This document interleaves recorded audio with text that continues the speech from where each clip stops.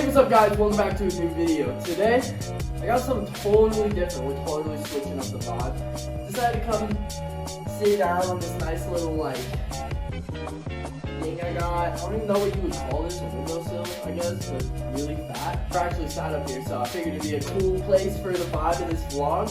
But it's not even a vlog, because today, we're doing a story time. I've never done a story time. I have had some crazy stuff happen in my life. I think it would be a dope idea to maybe get a story time out there. Hope you guys enjoyed. Make sure you guys subscribe. We're almost to monetization. 500. That's all we need. We got this. Let's go. So we're going to get there. I have faith. Then I can start doing this a little more full time. I've been trying to push out 2 videos a week, so I hope you guys appreciate that. Alright, so we're just going to get straight into story number 1. And I was thinking about making the vibe of these story times injuries. So we're gonna start off with football, because me and football, I love football. If you know, rocking the Chargers being here right now, hardcore Chargers fan.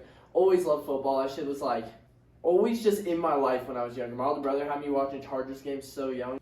Football's always just kind of been a big part of my family and me. Of course, your boy always wanted to play, but your boy was always a little small. He was a little jit guy. Let's see if I can find a little picture. I was always pretty small for my age. Like, I was just always shorter than most kids. I'm still I wouldn't say I'm really short. I'm not tall either. You know what I mean? Definitely average height. Maybe a little shorter. Just really couldn't play ball. But then my freshman year, I was like, you know what?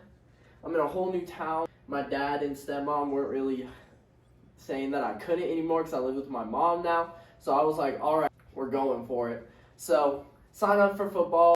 Go through Hell Week. It's one of the gnarliest things I've ever done. And for 3/4 of that season, I played on the practice squad because, like I said, I was too small to play in the games, and we played on the JV/B team. What that means is we played 8-man, and our school didn't have enough kids to have junior varsity and a varsity team, so they just combined them bitches. I've seen a freshman get laid out by a senior. It's not as fun as it looks. Maybe for the senior, but freshman, I can tell you firsthand. So yeah, I'm doing pretty good. I'm working freaking hard. I'm benching, which I never really benched before that because I was always scrawny. I'm starting to get a physique. I'm pretty hyped about it. I'm talking to the coaches. I hear them talking. They're like, Logan's looking good. We might give him a starting position this game. I'm fucking hyped. I've been waiting all season. There's probably 3-4 games left in the season. So I'm like, all right, I got to get this position now if I want to start my next year. Get to this practice, right? Basically, we're doing this drill where there's a quarterback. I'm the running back, and then we have a corner right here, our linebacker. We didn't have corners, so we played it. The running back was running a swing route and then catching the ball. It was almost like a pitch, but a little bit farther up. And the linebacker's main job was just to play contain and lay you the fuck out as soon as you caught that ball. It was actually a pretty fucked up, practice drill, honestly, because I didn't even have a blocker. I'm taking the swing route, hikes the ball. I'm running the swing route. Linebacker's here. It's this freaking senior. Bill, this motherfucker can lay out anybody. It's like my older brother, Dre. I'm running the swing route, and I'm waiting for the quarterback to throw the ball, and he overthrows me. So I'm reaching out way far to catch this ball. I'm reaching out here. I get it. I feel it touch my fingertips, and I manage to grab it and start to pull it in. And right as I start to pull it in, I just feel a face mask go under my ribs. And I just get decked so hard. This is really one of those heartwarming moments in sports where you just... Oh! Oh my God!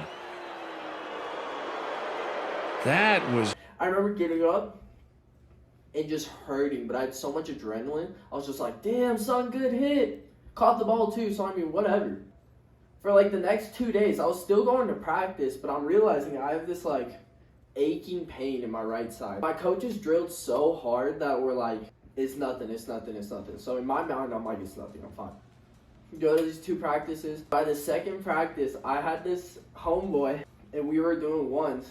I'm gonna say your name, Sydney. I love you. Fuck you for this. You didn't know I had a lacerated liver, and you just took me to the ground, but it still, that sucked. We were running the ones, me and Sid. Sid's a good football player. This fool will lay out anybody. I'm running with the ball. I'm running up. Dude, Sid grabs me over his shoulder. It was some crazy illegal tackle. took my head straight into the ground. I remember coming up with a fat piece of turf in my fucking helmet and just being like, I was so done after that. I remember like walking off and talking to one of my defensive coordinators because they were actually cool. And I was like, hey, I had like tears in my eyes. He was like, you crying? I was like, nah, I'm just like, I gotta chill for a second. He was like, alright, come here and sit on the sideline. Dude, I don't know who the fuck is blowing off their deck right now, but that's so hold on. You gotta look back in the video. I can't remember. Oh, fuck.